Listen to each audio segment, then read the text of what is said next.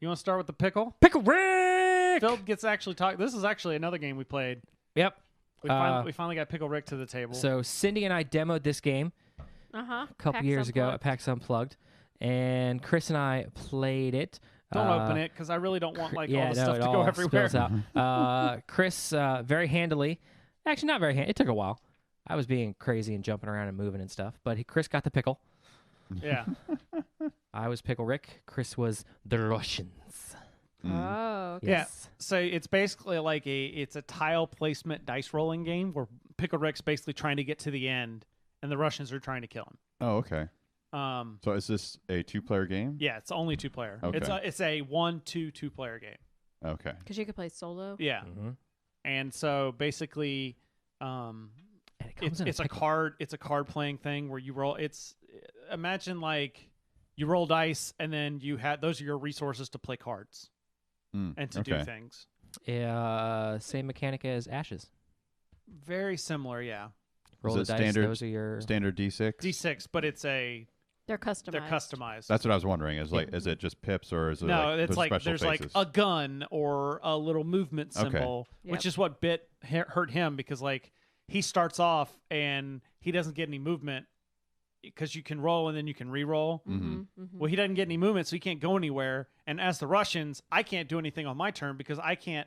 Like a lot of the tiles are face down in between me and him, and my characters can't go on face down tiles. He have to be revealed first before I can go onto him. Gotcha. So I can't do anything on my turn because he can't do anything on his turn. 2 or 3 turns, it's like, yep, okay. So can't do anything. You can't do it. Back to me.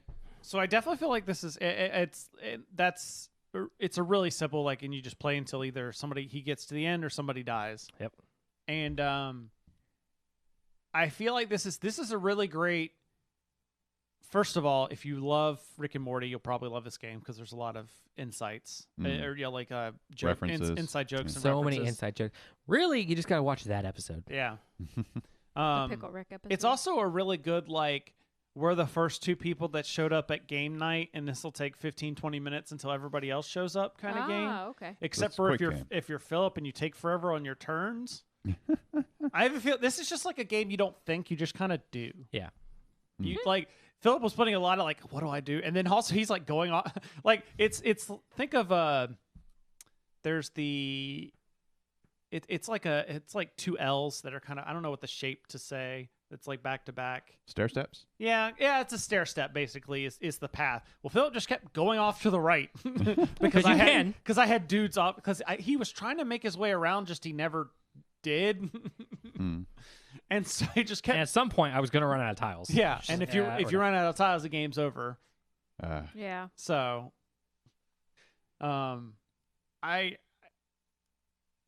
comes in a pickle. It does.